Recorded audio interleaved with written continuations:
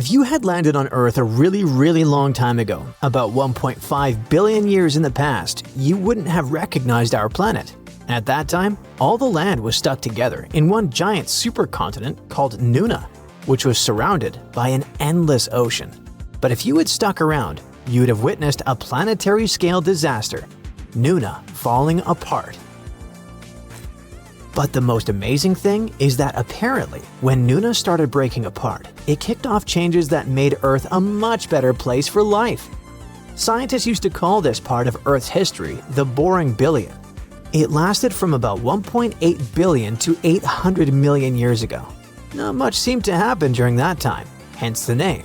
No big climate changes, no bizarre life forms, and nothing very dramatic. Turns out the name isn't very fair. Things may have looked calm on the surface, but underneath, Earth was changing a lot. Continents were moving, splitting apart, and coming back together. Two massive supercontinents, Nuna and later Rodinia, formed and broke up during this time. When Nuna began to break apart, huge cracks opened between the drifting land pieces. Water filled those spaces, creating shallow seas. Those seas were warmer, calmer, and had more oxygen than the deep oceans that existed before. And that might have changed everything. The new seas created friendlier conditions for life to grow and change.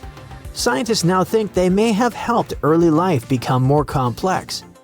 They looked back 1.8 billion years and rebuilt how Earth's tectonic plates moved over time. Plus, they tracked how carbon was stored inside the planet and released into the air.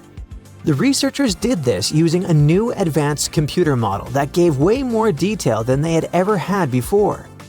They found out that during the 350 million years of the so-called boring billion, the amount of shallow seas along the edges of continents doubled. Altogether, these coastlines stretched about 81,000 miles. That's more than 3 times around Earth at the equator. At the same time, subduction zones, places where one tectonic plate slides under another, actually got shorter as the continents shifted around. This is important because subduction zones are where a lot of volcanoes come from. When one plate sinks under another, seawater gets dragged deep into the Earth. That water helps rocks melt, creating magma. The magma rises, erupts as volcanoes, and releases gases like carbon dioxide into the atmosphere. So when there were fewer subduction zones, there were fewer volcanoes, and less carbon dioxide was pumped into the air. It went like this. The supercontinent Nuna broke apart, and it created lots of brand new ocean floors in young seas that didn't exist before. These new ocean floors pulled carbon dioxide out of the air. Seawater flowed into cracks in the ocean floor. When that happened, carbon got trapped in rocks, forming limestone. Over time, this process locked carbon away inside Earth instead of letting it stay in the atmosphere. With less carbon dioxide, Earth slowly cooled down. That cooler climate helped the new shallow seas become stable and rich in oxygen. Such calm, oxygen-filled environments are perfect for life to become more complex. Those huge shallow seas near the continents acted like safe nurseries for early life. They may have helped eukaryotes evolve faster. Eukaryotes are living things with complex cells. Cells that have parts inside them, like a nucleus that holds DNA. Every animal, plant, and fungus on Earth comes from these kinds of cells. So when eukaryotes appeared, it was a huge moment in the history of life. Scientists already knew that eukaryotes showed up during the boring billion because of fossils that are about 1 billion years old, but they didn't really know why this happened at that time. Now scientists want to find better preserved early eukaryote fossils to learn exactly how complex life first evolved. Life on Earth started over 3 billion years ago. It began with tiny, simple microbes and slowly turned into a huge variety of living things. We still don't have a clear answer about how living things came out of that early primordial soup, but even though there's no final answer yet, scientists have come up with several theories to try to explain how life on Earth may have started. Some scientists think lightning helped start life on Earth. The idea is pretty simple. Lightning is a powerful spark, and sparks can cause chemical reactions. In a famous experiment from 1952, scientists showed that electric sparks could turn simple gases like water vapor and methane into amino acids and sugars, which are basic building blocks of life. This suggested that lightning and early Earth storms might have helped create the first life ingredients. But later research showed Earth's early air wasn't exactly like the experiment. Still, some scientists think volcanic clouds could have had the right gases and lots of lightning, making this process possible. Other experts think life may have started on clay. One researcher suggested that tiny clay crystals could grow and stick together in patterns. As they did, they could trap simple molecules and line them up in organized ways. Think of clay as a kind of early organizer. Today, DNA tells molecules how to line up and work together. But what if clay had been doing a similar job before DNA even existed? It could be helping molecules arrange themselves until they eventually learned to organize on their own. This idea was interesting and got a lot of attention, but most scientists don't fully accept it yet. Another popular theory is that life started at deep-sea vents on the ocean floor. These vents are cracks in Earth's crust where super hot water shoots out from deep inside the planet. As the water rises, it picks up important chemicals like carbon and hydrogen, which are key ingredients for life. The vents are full of tiny rock spaces where these chemicals could collect, mix, and react. The rocks may have helped speed up these reactions. Even today, deep-sea vents house rich ecosystems, even though it's dark there and the whole environment is kinda extreme. Scientists are still studying this idea. In 2019, researchers even created early life-like structures in lab conditions similar to these vents. Such an experiment showed that this theory could really work. Another idea is that life may have started under ice. Scientists believe Earth's oceans might have been covered in ice around 3 billion years ago. Sounds pretty severe, right? But the cold may have actually helped life get started. Many of the chemical building blocks of life, like simple amino acids, are more stable at low temperatures. In warmer water, these molecules break down quickly and are spread far apart. But when water freezes, it pushes those molecules together, increasing their concentration. This crowding makes chemical reactions more likely. So, let's say the molecules were packed closer together and were breaking down more slowly. In this case, they had more chances to link up and form more complex structures. Ice may have also acted like a protective blanket. It could shield the water from harmful ultraviolet radiation from the sun and from damage caused by meteor impacts. Another idea is that life didn't start on Earth at all. This theory is called panspermia, and it suggests that life came from space. Scientists know that big asteroid impacts can blast rocks off of planets. For example, rocks from Mars have been knocked into space before, and some of them ended up on Earth. Some researchers think tiny microbes might have survived inside space rocks during the journey. If that's true, life here could have started thanks to visitors from Mars or some other cosmic world. Others go even further and suggest that life could have traveled on comets or space dust from completely different star systems, hitching a ride across the galaxy. At the same time, even if panspermia is real, it doesn't fully solve the mystery. It just moves the question somewhere else. Instead of asking how life began on Earth, we'd need to ask, how did life begin anywhere in the universe? It started as a routine cleaning to scoop some mud off the coast of Indonesia, but turned into a discovery of remnants of a lost, submerged, Ice Age landmass. Archaeologists found more than 6,000 fossil fragments, and among them, 140,000-year-old Homo erectus remains. This find made scientists rethink how early humans lived, moved, and interacted in Southeast Asia. For years, they thought that Homo erectus on Java Island lived in isolation, separated from the rest of the world. But these dredged fossils blew that story apart. It turns out Java wasn't an island at all back then. but part of a landmass called Sundaland. So, Southeast Asia stretched out like someone had drained the ocean, connecting Indonesia, Malaysia, Borneo, Thailand, and Vietnam into one gigantic landscape. Today's islands of Java, Sumatra, Borneo, and Bali were connected by river systems that probably looked like the Amazon, by forests where giant animals roamed, and by coastal plains that would later sink beneath the ocean when temperatures went up. And Homo erectus were not stuck. They were thriving in what honestly sounds like prehistoric bliss. Yep, it was nothing like we normally imagine Ice Age, a sort of frozen wasteland. Sea levels dropped more than 400 feet because so much water froze into glaciers. When all that water got locked up in ice, whole sections of the ocean floor popped out of the water like stepping stones. Suddenly, early humans didn't need boats. They could literally walk from what's now mainland Southeast Asia all the way to places that are islands today. They could do it while exploring and chasing herds across open land. It was sort of like a giant prehistoric highway system. That giant highway matters because it completely rewrites how early humans moved around. Instead of being trapped, Homo erectus had a whole continent to roam. They followed rivers, crossed valleys, and adapted to different environments the same way you learn shortcuts to the office or find new routes to your favorite coffee shop. And because everything was connected, animals wandered freely too.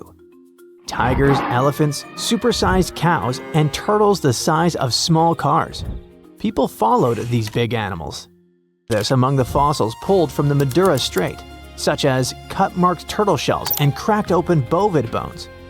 When you see precise cut marks on bone, it means someone was deliberately carving meat off the bone with tools they made themselves. And cracked bones mean they were taking out marrow, which was like prehistoric energy gel, rich, fatty, and perfect when you need calories to survive. That's a level of planning and skill scientists didn't expect from Homo erectus. It pushes Homo erectus closer to species like early Homo sapiens and Denisovans when it comes to behavior. It means they weren't just surviving on scraps, they were actively pursuing animals, processing, and maybe even sharing food the same way later humans did. So if you imagine them as slow, hunched cavemen, forget that. These people were sharp. The techniques they used to process food look eerily similar to those used by other hominins. Not just Homo erectus, we're talking Homo floresiensis, Denisovans, and early Homo sapiens. That opens the door to the possibility that these groups didn't just exist side by side. They might have interacted. Maybe they traded ideas and copied techniques. Or maybe they even interbred or shared territories. All this makes Southeast Asia look not like a series of isolated islands, but like a buzzing human ecosystem, a place where different human species crossed paths. And here's the heartbreaking part. Everything we know about this place, everything humans built, lost, and discovered there, is all underwater now. When the Ice Age ended, glaciers melted like forgotten ice cream cones on a hot sidewalk. Sea levels rose. Slowly, then quickly, rivers flooded, coastlines vanished. Entire human landscapes disappeared beneath the waves.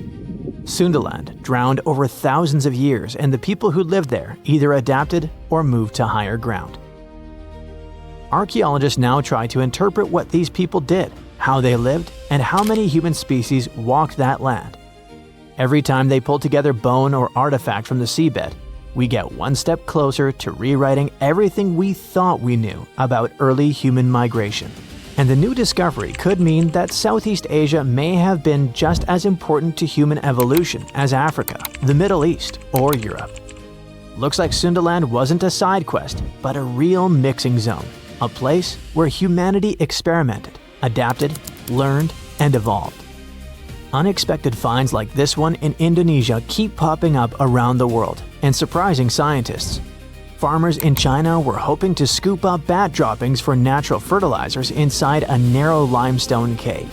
But instead, they spotted pieces of fossilized bone that looked suspiciously like parts of a human skull. This skull turned out to be ridiculously old, around 300,000 years old. Scientists eventually named the fossil Maba 1. The discovery happened way back in 1958, but ever since then, nobody could agree on which ancient human species this skull belonged to.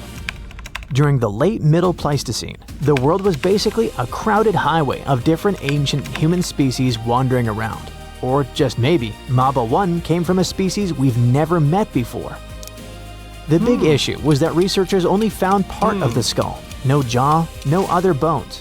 So it was like trying to solve a giant puzzle with half the pieces missing. For ages, scientists guessed it might be Neanderthal. But now they've used micro-CT scanning, which is like an X-ray superpower that lets you peek inside fossils without breaking them. That's when they noticed weird tube-like structures connecting parts of the brain case, something Neanderthals basically never had. The inside shape of the skull looked way more like Homo erectus, a much older human species. But even that wasn't a perfect match.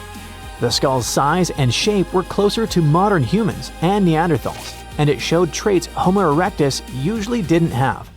For example, it had a shorter forehead area and a thickened bregma, the meeting point between two skull bones. Maba 1 also had a strange dent on the forehead, almost like a bruise frozen in time. Whatever caused it, maybe a fall, maybe anemia, it happened while the person was alive. But there was no sign of infection, so that individual probably healed and kept living after whatever hit them.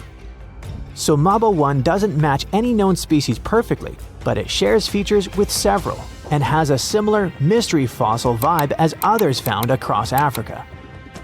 In 1976, a famous paleontologist and her team found another human-like skull in Tanzania.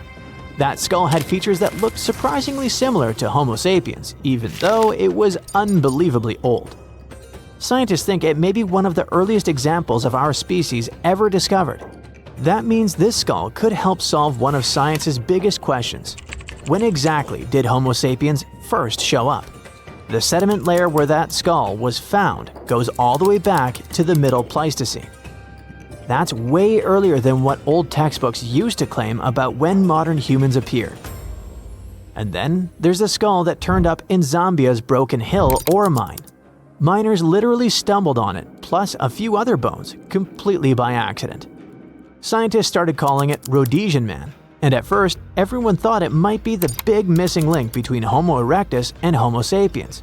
But with newer research tools and better dating methods, they discovered it's around 299,000 years old and probably belonged to someone from the species Homo heidelbergensis.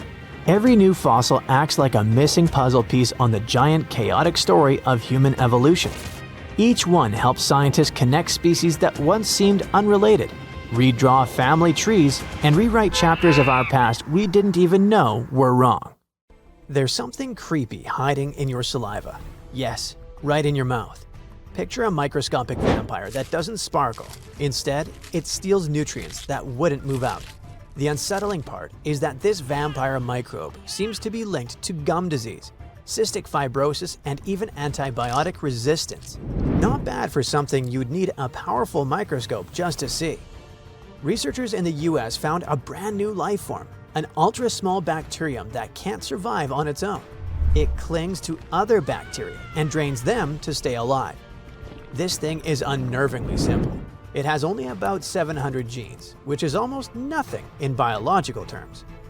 And since it's missing so much basic machinery, it can't even make building blocks for life. So, it feeds off another bacterium instead. Interestingly, scientists didn't even find it on purpose. They kept spotting a weird piece of genetic code in saliva samples that didn't match anything we knew. Other labs had seen the same mystery code before, but no one could figure out where it came from. But eventually, researchers cracked this mystery.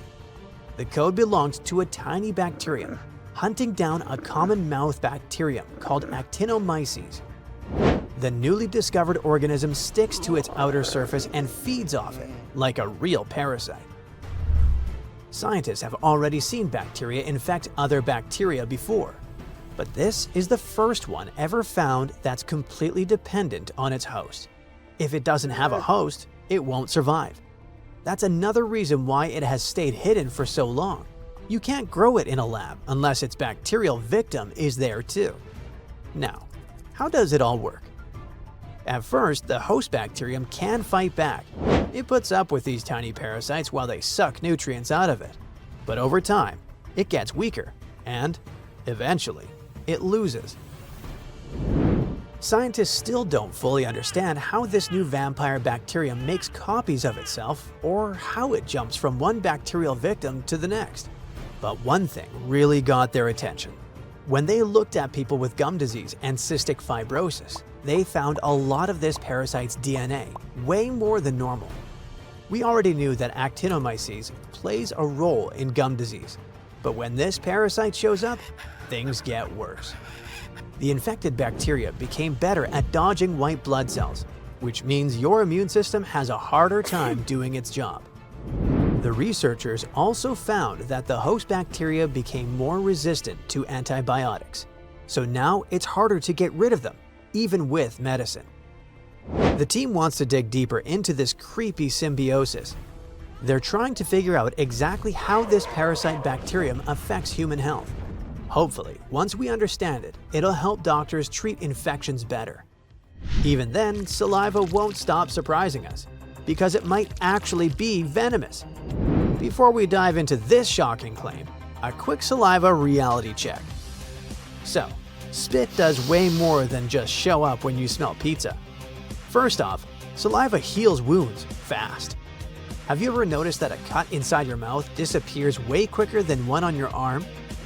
Saliva contains a protein called histatin, which helps get rid of bacteria. So when you bite your cheek or burn your tongue, saliva jumps in and speeds up healing.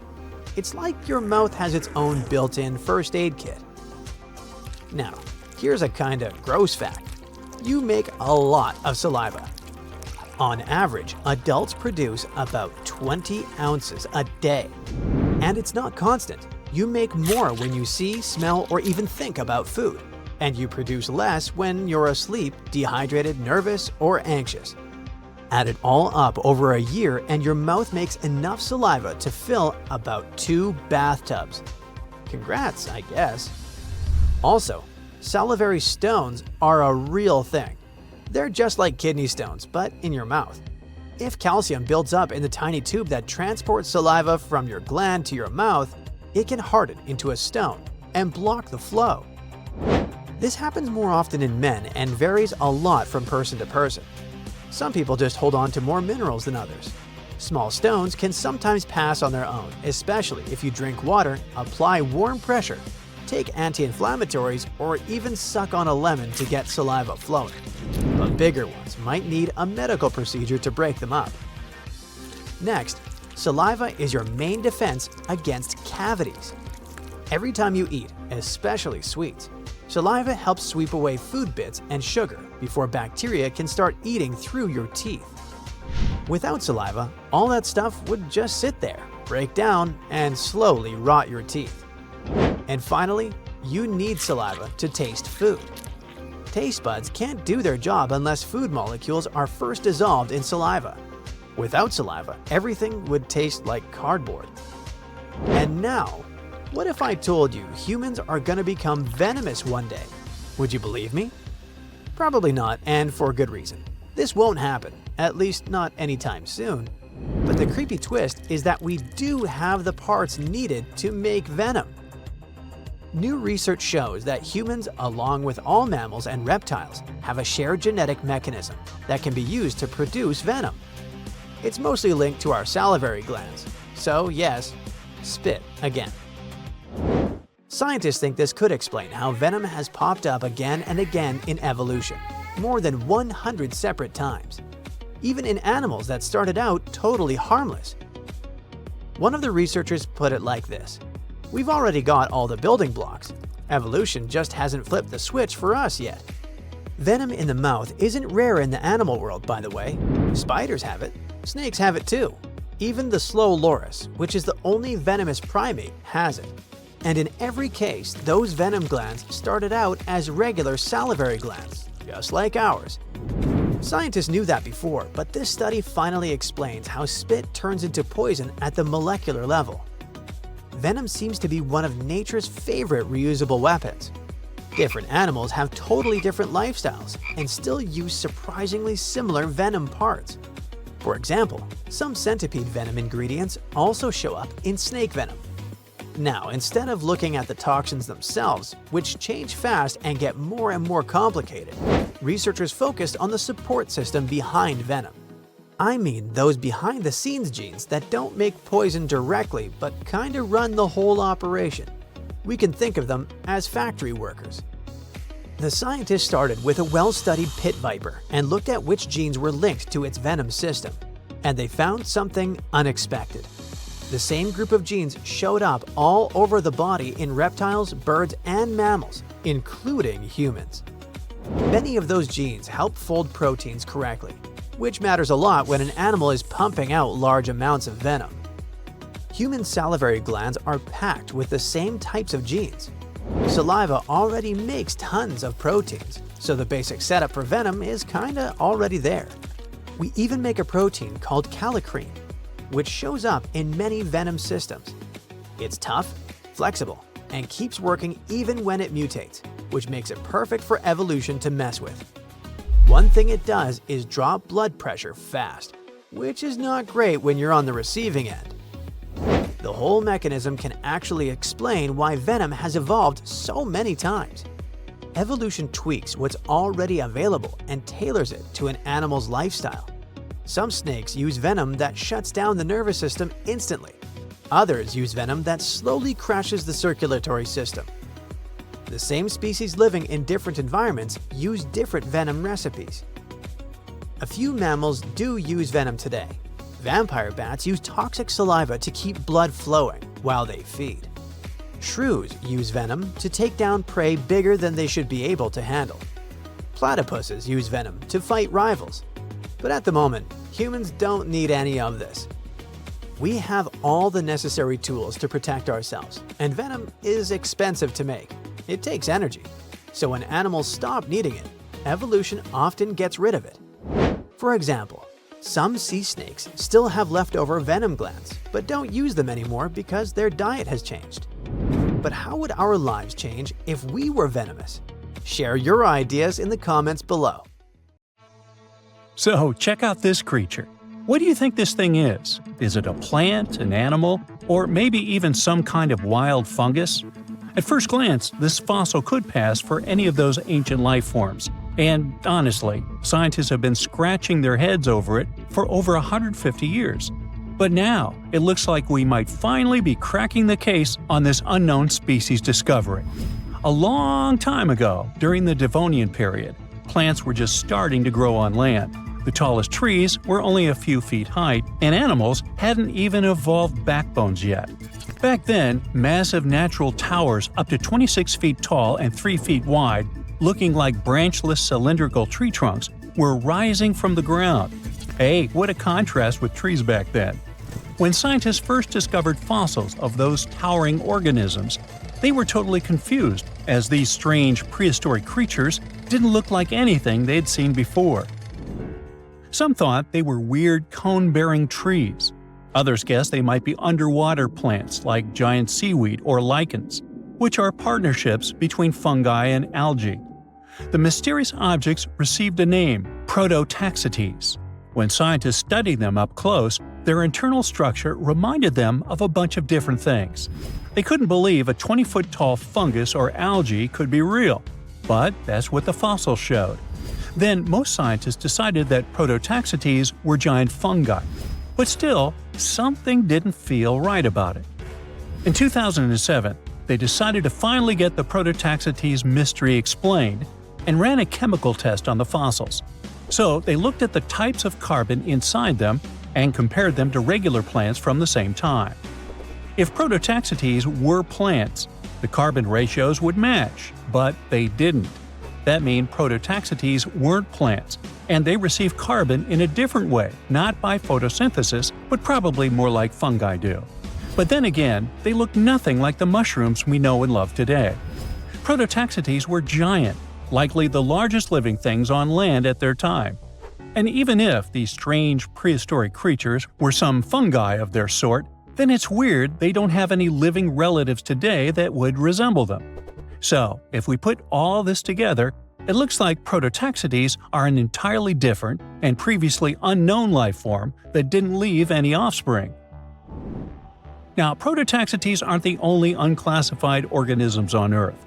About 600 million years ago, there were no fish, no sharks, no crabs. Just simple life forms like algae and bacteria drifting through calm, shallow seas. But some seriously strange creatures, completely unlike anything we see today, lived among them.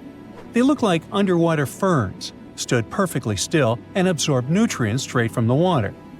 These bizarre life forms were rangeomorphs. They ruled the oceans that were thick with nutrients back then.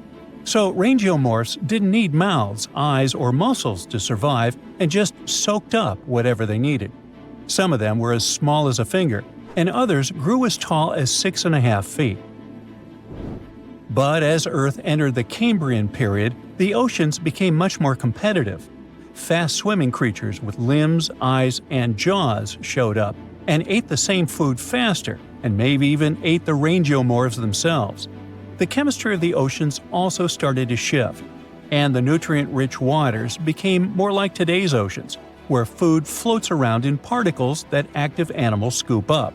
So the rangeomorphs vanished forever, but scientists still find their fossils all over the world preserved in ancient rock. They had an incredible fractal design, a pattern that repeated itself at every level, from the smallest branches to the full body. Using fossil clues, researchers built 3D computer models of what rangeomorphs looked like. They found out that these strange prehistoric creatures filled their space in a nearly perfect way. They were like optimized living sponges. But scientists still can't agree on where exactly rangeomorphs fit on the tree of life. At first, they argued over whether they were plants, animals, fungi, or something completely different. Now, most agree they were primitive animals, though they were so different that they might deserve their own unique branch, what scientists call a clade. And then there was Dickinsonia, another prehistoric creature that was so strange that scientists couldn't even agree on what it was for nearly 100 years. Some thought it was a giant single-celled amoeba. Others thought it was a type of lichen, or maybe a failed evolutionary experiment. This bizarre life form lived about 558 million years ago, long before dinosaurs, sharks, or even insects showed up. After many years of studies, Australian researchers finally got proof that Dickinsonia was an animal, and possibly the oldest one scientists have ever found. They solved the mystery thanks to really well-preserved fossil fat molecules stuck in the rock near the White Sea. These molecules were a type of cholesterol, the kind of fat found in animal cells. If cholesterol is present, it almost certainly came from an animal, sort of like animal DNA. Dickinsonia lived millions of years earlier than scientists had previously thought, and didn't look anything like modern animals. It had no head, no mouth, no arms, no legs, and definitely no organs. It was oval-shaped, like a giant pill bug or flattened jelly bean, with weird ridges running across its body. Some were tiny, but others grew up to 5 feet long, the size of a person. It didn't swim or walk, but was just lying on the seafloor, soaking up nutrients from the water or absorbing stuff through its skin. It was tricky to identify because most fossils came from high-pressure rock, where heat had destroyed all the delicate organic stuff scientists needed to study. To get to the good fossils, researchers had to rappel down 300-foot cliffs, dig out huge blocks of sandstone, throw them down, wash them, and then repeat the process. And inside one of those sandstone slabs was the fossil that changed everything.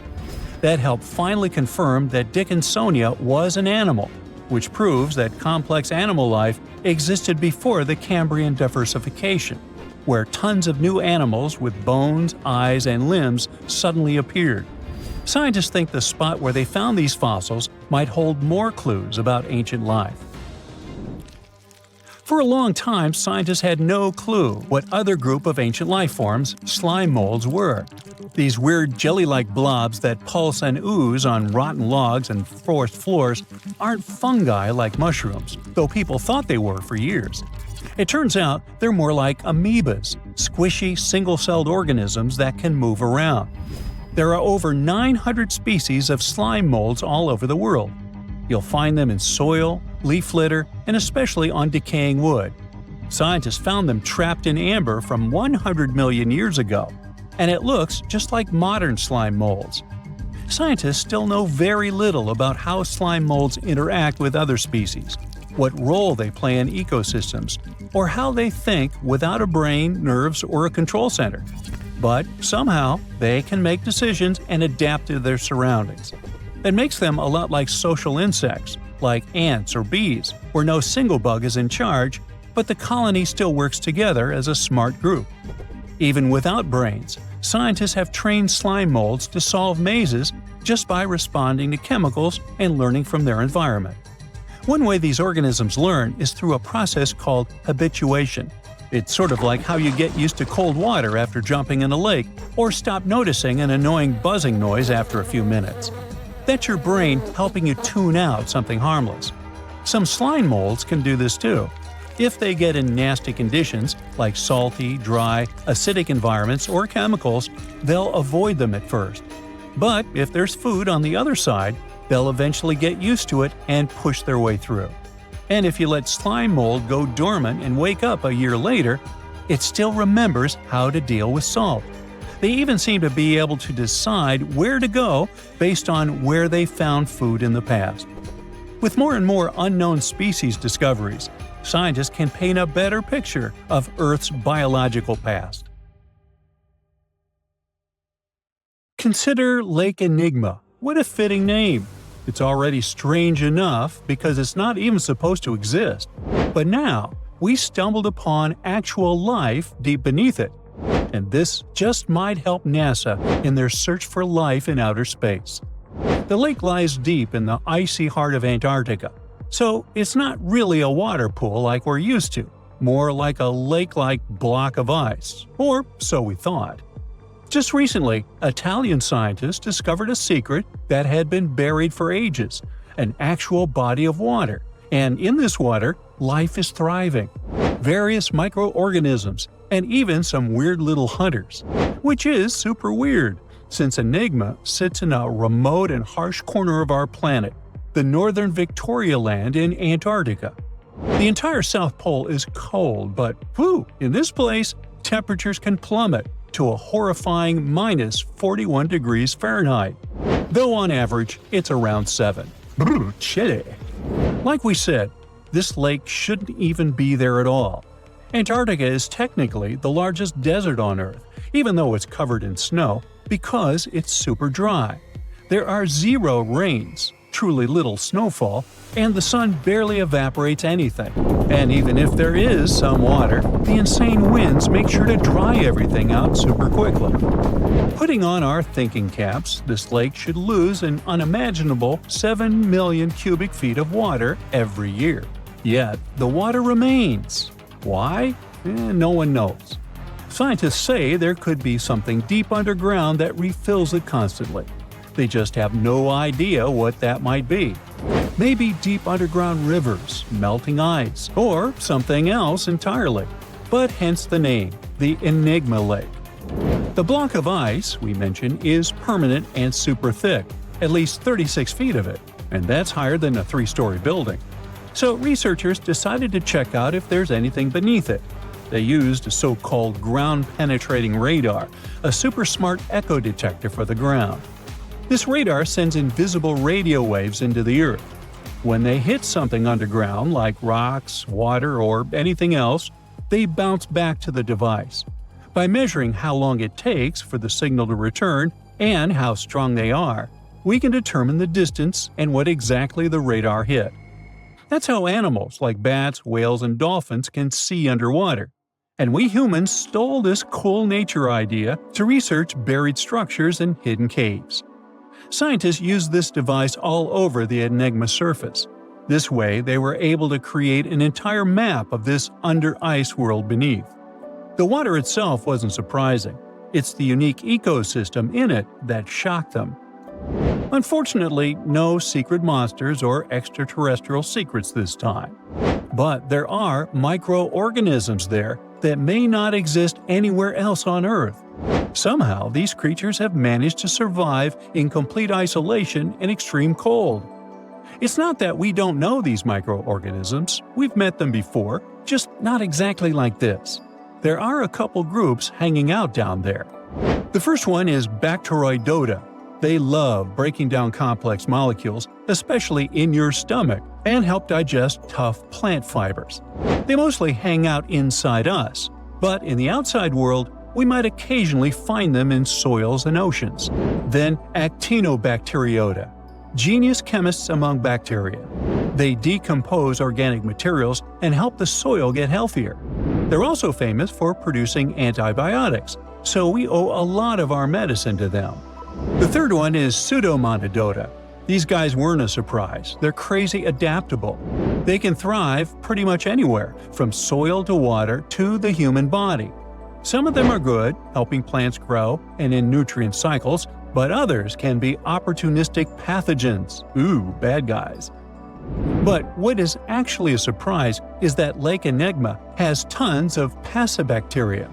They're ultra small even for microorganisms and can barely do anything themselves. So they prefer to live in symbiosis or be little parasites, relying on their hosts for nutrients and other necessities. All these little chompers might be ancient. They could be remnants of a time before the lake froze over completely, which is hundreds of thousands of years ago. It's simply weird to encounter these bacteria in the Enigma Lake, especially the little parasites. Passibacteria usually love low-oxygen environments, but this lake is very oxygen-rich, not even mentioning an almost 40 feet of ice above. So all this means that even though we know who these guys are, this specific species might be new to us. They could have evolved with some unique adaptations and abilities using the lake's unusual chemistry. They probably rely on a super simple and delicate food web. Some of the microorganisms produce energy from light, well, whatever light gets down there, or the lake's chemicals. The symbiosis guys most likely survive by living on or inside their neighbors. Yep, these microscopic creatures hunt each other. Nope, things can't be peaceful even in a place like that. If we find out what their secret to survival is, we might learn more about chemistry, medicine, and even extraterrestrial life. Because if life can endure such extreme conditions, then it can probably appear pretty much anywhere, including our closest neighbors, Europa or Enceladus, the moons of Jupiter and Saturn. They definitely hide oceans beneath their frozen surfaces, and now there's a very high chance there might be some life there. Antarctica must be the closest thing we have to extraterrestrial exploration before we actually land on other planets. It's full of hidden mysteries and surprising creatures. Even outside of Lake Enigma, the South Pole harbors life. Just take the McMurdo Dry Valleys, which are often referred to as Earthly Mars. These are among the most mysterious and extreme places on our planet. They're stretching across Victoria Land in Antarctica, and this is one of the driest places on Earth. Makes sense if you remember the name. Surprisingly, unlike other parts of the South Pole, this land is almost entirely devoid of snow and ice, just lots of super cold ground. There might even be some sand dunes nestled here and there between the rugged mountains. The ground is mostly covered in loose gravel, scattered with ancient rocks made of granite, and something interesting called gneiss, just spelled differently. It's the type of rock that's been through a lot, literally. It's usually born when granite and sedimentary rocks have to endure insane pressure or horrifying heat for a while, a process called metamorphism. These conditions are so intense that they literally rearrange the minerals into layers. That's why gneiss has such beautiful foliated looks. It's the planet's version of baking a layered cake. It's amazing because this place is almost exactly the way it was millions of years ago. These valleys are frozen in time, and they give us a little glimpse into Earth's distant past. And that includes life. Once again, local winds are absolutely terrifying gusts of cold air racing downhill, and they evaporate snow faster than it can even melt. So, logically, you shouldn't find much water here, not even mentioning life. But somehow, you can still stumble across frozen lakes and saline ponds in the dry valleys. and local life stretches all reason and our understanding of biology. It exists inside the rocks themselves. Microorganisms are hidden in slightly moist cracks and crevices. Deep inside, there's endolithic bacteria. These guys are super chill. Instead of moving around like other microorganisms, they always stay put inside their little rocky homes. How do they survive? Through photosynthesis. Just like plants, they take teeny tiny parts of light that gets in crevices and acts like little solar panels, getting energy from the sun. Meanwhile, in another place, beneath the Taylor Glacier, there's bacteria that literally doesn't eat anything. Not comfort, not sunlight, not even oxygen. These guys rely on a diet of dusty rocks and sulfur to fuel their weird metabolisms. By breaking down sulfur and iron, they get energy to sustain themselves. This way, they easily survive in deep seas, at sub-freezing temperatures, completely cut off from sunlight, oxygen, and the world itself. This place is fascinating for both its life and the lack of it. In some parts of the valleys, like University Valley, yes, that's what it's called, the permafrost is so harsh that no microbes were found at all. This might be one of the only places on Earth where life appears to be completely absent, a quite scary idea. Anyway, now scientists are thinking about learning more about Lake Enigma and drilling this Mars-like environment, exactly for that reason, to see how we could get samples from Mars in the future. You're heading to Spain with a team of archaeologists to try to find some ancient artifacts. You get lucky and uncover one of the greatest treasures of the Iberian Bronze Age. Iberian refers to the Bronze Age culture of Portugal and Spain. So you find and unearth coins, jewelry, vases, vessels, and two pretty strange items. One is something like a part of a scepter, and the other resembles a bracelet. And you know what's strange about them? They're connected with space. In 1963, several miles away from the city of Villena, Spain, scientists discovered the treasure of Villena, one of the most significant gold hoards from the Bronze Age. Interestingly, are there bronze treasures from the Golden Age? Never mind. All the gold found dates back to sometime between 1500 and 1200 BCE, except for that scepter and bracelet. They were made by inhabitants of another planet, so their production date is unknown. Okay, that's a joke. However, a small part of this joke is true. When scientists studied the found gold, they discovered that those two items were made of iron. So what, you might think? Well, the catch is that in the Bronze Age, people didn't mine or manufacture iron. Work with this metal began around 850 BCE, about 400 to 700 years after the creation of the treasure of Villena. How is this possible? A clue to this mystery can be found in ancient Egypt. In the tomb of Pharaoh Tutankhamun, an iron dagger was found, which was also made of similar iron. But this dagger was much more valuable than all the others. And that's because it was made from a space object, a meteorite. Yeah, that bracelet and scepter were also made of meteoritic iron. Its difference from Earth metal is that cosmic iron has a high nickel content, so it all makes sense. People from the Bronze Age couldn't mine iron from the deep bowels of our planet, but nothing prevented them from collecting iron falling from the sky. Just imagine how cool it is to have jewelry or a dagger made of material that has traveled millions of years through the vast expanses of space. Perhaps it even contains particles of an ancient extinct star. Today, these two artifacts from the treasure of Villena are the oldest recorded items in the Iberian Peninsula made of meteoritic iron. Now, with everything in its place, you can turn your attention to all the wealth of the treasure of Villena. It contains 66 items: bowls, bracelets, bottles, gold jewelry, 3 silver bottles, and an amber gold button. 22 pounds of ancient gold. People hid it, and only after 3,000 years we were able to discover it. This archaeologist's dream can be found in the Villena Museum, where exhibits from different time periods are presented, from prehistoric times like 50,000 years ago to the present day. Items from the Iberian period, from the Roman period, From the Arab civilization, you can find not only jewelry and coins, but there are also remnants of columns, ceramics, and other architectural artifacts. The collection is considered one of the most important prehistoric treasures of Europe. And the coolest thing is that you can see it all with your own eyes for just €2, which is about $2. Go to Vienna, find the museum, and enjoy.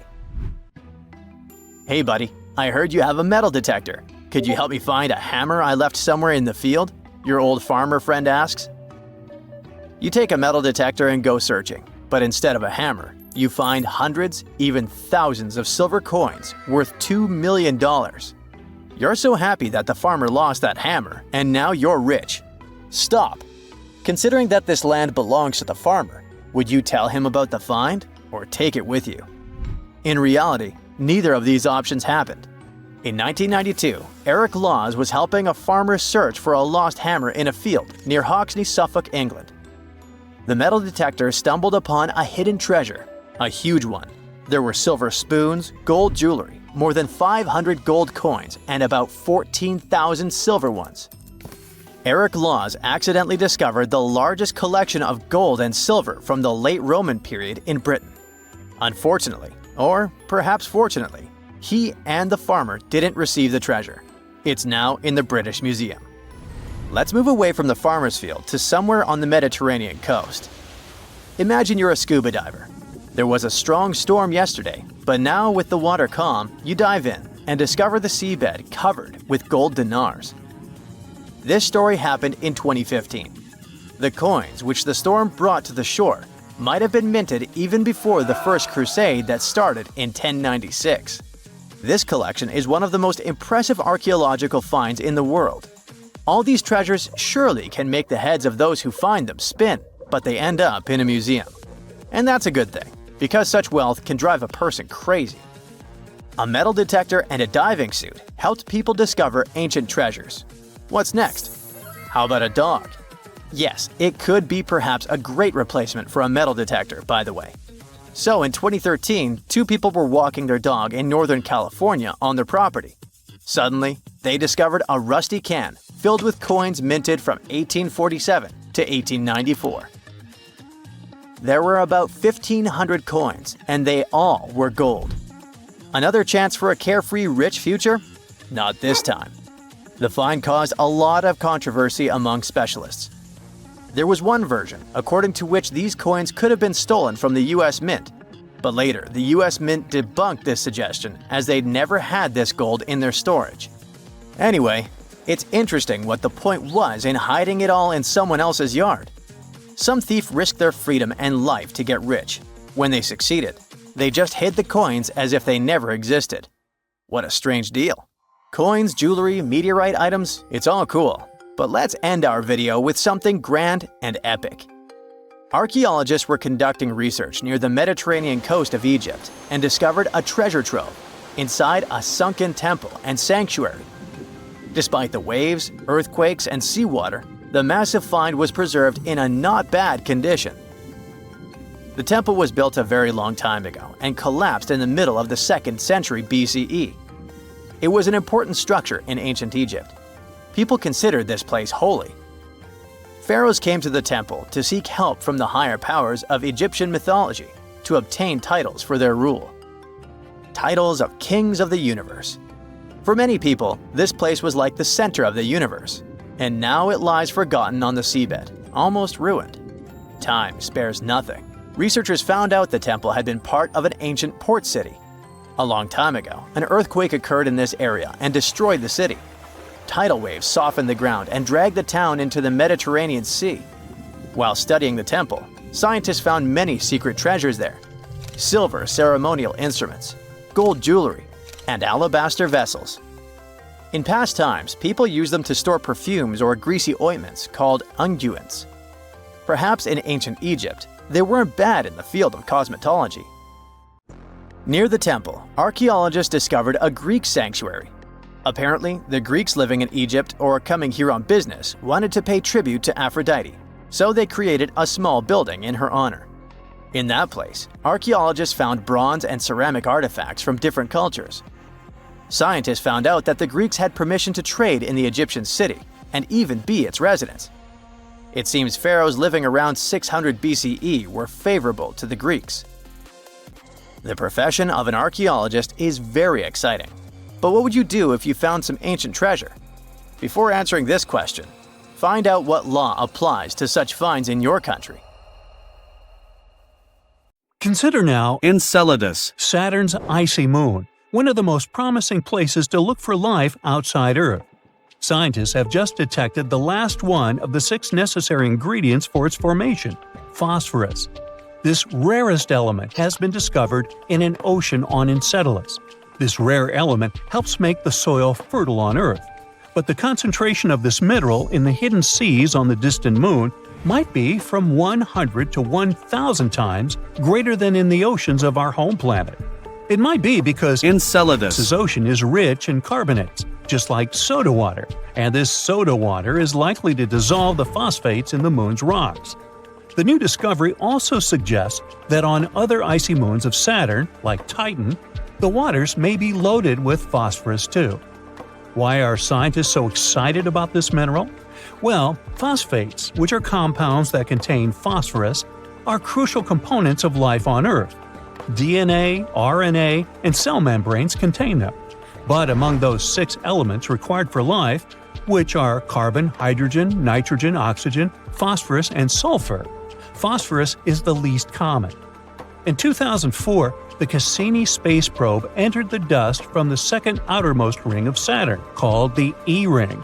It's made up of ice grains Enceladus ejects. And while studying these ice grains examined by Cassini's cosmic dust analyzer, researchers have detected phosphorus. Enceladus Is the 6th largest moon of Saturn. It's not really large, only 314 miles across. This makes the space body small enough to fit inside Arizona. We should try that sometime. Interestingly, when the Cassini space probe first arrived at Saturn, astronomers thought that Enceladus was going to be a frozen ball of ice. But then, surprise, surprise, they spotted plumes of icy particles and water vapor erupting from geysers on the moon's surface. It became clear that there was a global ocean between the moon's rocky core and its icy shell. The same researchers previously discovered that Saturn's moon might be home to complex organic molecules, too. Before, scientists thought phosphates could be trapped within the rocky cores of Enceladus and similar worlds. That's why the newest works, which hint that phosphates might also be abundant in the ocean, came as a surprise. Researchers examined 305 ice grains from Saturn's E-ring and found out that 9 of them contained phosphates. And these results were clear and unmistakable. And it's very important because some time ago, phosphine, a compound of hydrogen and phosphorus, was believed to exist in the clouds of Venus. But no one has managed to find any evidence to support this theory. On Enceladus there's no controversy, and phosphates do exist there. Astronomers consider Europa one of the most promising places in the solar system to search for new life forms. All because this moon has a huge saltwater ocean with a depth of 40 to 100 miles. Yes, it is hidden under a layer of ice that is estimated to be from 10 to 20 miles thick. But it is still potentially habitable. Astronomers claim that plumes of water erupt from cracks in the ice shell and release the contents of the moon's ocean into space. Of course, it's going to be challenging for any life-seeking mission to access such a deep environment.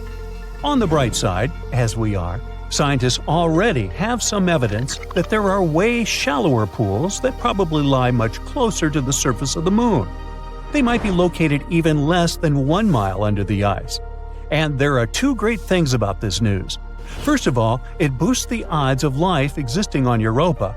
And secondly, if it's true, it can make it easier for future missions to find these life forms, if there are any. Then we've got Titan, Saturn's largest moon. It's smaller and has lighter gravity than Earth, but it still reminds us of our planet. Like on Earth, nitrogen dominates its atmosphere. Titan is the only other world in our solar system with lakes and rivers. These water bodies are made of hydrocarbons, methane, and ethane. There's also a subsurface ocean of water, but it's located very deep down, and no one has figured out yet if this ocean makes contact with anything under the surface. If it does, it could provide fuel for life after mixing with complex chemistry on the surface. But Enceladus. and the other icy moons aren't the only place in the solar system that might host or once hosted life. In 2003, Mars Express, a spacecraft launched by the European Space Agency, discovered methane in the atmosphere of Mars. On our planet, the biggest part of this gas in the atmosphere is produced by living creatures, for example, by cattle digesting food and emitting, gas. However, scientists think that methane was stable in the Martian atmosphere for about 300 years. And then, in 2006, the methane almost entirely vanished from the red planet. And it happened 600 times faster than the researchers' model accounted for. The question? What or who generated the gas, and where did it go? Another Martian mystery is microbes that might be sleeping beneath the surface of Mars. There, they might have been protected from the harsh radiation coming from space for millions of years. Scientists simulated the conditions on Mars in a lab to check if it could possibly be true. And they were amazed to find out that bacteria could easily survive in such conditions for 280 million years. Ooh, that's a long shelf life. This means that if life existed on Mars, we could find the evidence in the planet's subsurface by drilling into the Martian soil. Right now, there is no flowing water on Mars, and cells or spores would simply dry out. Plus, the frozen temperature is similar to that of dry ice. In other words, it's deeply frozen. Let it go. And still, there could be 6 types of bacteria and fungi living underground on the red planet. The most likely of them is nicknamed Conan the Bacterium due to its tough nature. Well, I guess time will show. Anyway, if we don't find life outside Earth in our solar system, we could probably look for it on exoplanets, which is what planets outside our star system are called. Some of them look very promising. The closest to Earth exoplanet is Proxima Centauri b. It's a mere 4.2 light-years away from Earth. Recently, astronomers have found out that this world might resemble Earth even more than they previously thought. It's just 17% more massive than our home planet. It orbits a star that is dimmer and less massive than the Sun. Proxima Centauri b is in the middle of the star's habitable zone. This means that the chances of liquid water and life might exist on the planet. It looks like the exoplanet is tidally locked with its parent star. One of its sides faces the star at all times, and the other is always in the darkness. Scientists haven't figured out yet whether the planet has an atmosphere, is traveling too close to its star, and completes one orbit within 11 Earth days. The radiation from the star might be pulling the planet's air away. If this is the case, Proxima Centauri b isn't likely to have liquid water on its surface. Gliese 832c is 16.2 light-years away from Earth. In the cosmic scheme of things, it's a stone's throw away. This exoplanet is 5 times as massive as Earth and travels much closer to its parent star. That's why a year on this planet lasts a mere 36 days. But since this star is a red dwarf, much cooler and dimmer than the Sun, Gliese 832c gets as much light and heat as our planet. At the same time, it's still unclear if it's similar to Earth. The planet probably has a much thicker atmosphere that creates a runaway greenhouse effect. This phenomenon occurs when a planet absorbs more heat from its host star than it can release back into space. This means that Gliese 832c is more likely to resemble scorching hot Venus rather than the relatively cool Earth. Hey, I'm cool with that. So if you see a rainbow, that means you're in for some good luck. But if you see a deep sea fish, this means that something tragic is about to happen. Let's have a look at ancient lores and what they might mean IRL. In August 2020, people started out their day just like any other in California. It was sunny, so they decided to soak in the sun at the beach. They were snorkeling and kayaking when one of them spotted something out of the ordinary – a doomsday fish. The creature was 12 feet long. It's known as an oarfish, and only about 20 of them have washed up in California since 1901. Oarfishes live in obscure parts of the ocean, but why are they linked to doomsday?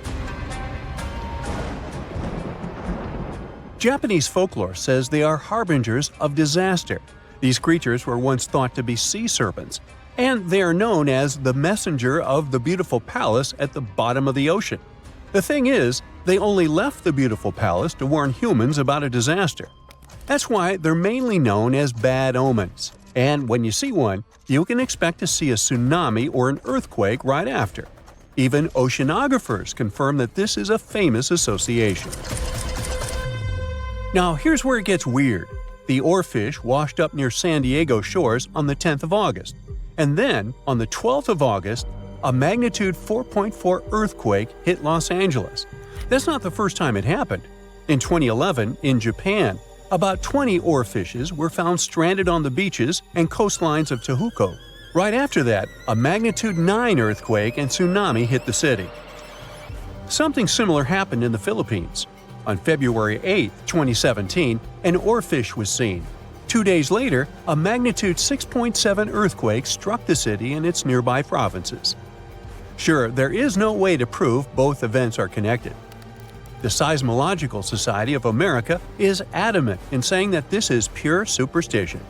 A recent study analyzed the coincidences and concluded that this association is statistically untrue. Can we say this happened literally out of the blue? Humans have historically noticed animals acting strange right before natural disasters. Earthquakes, floods, even tsunamis. It's like animals can sense something we can't. In fact, there's a lot of science to back it up.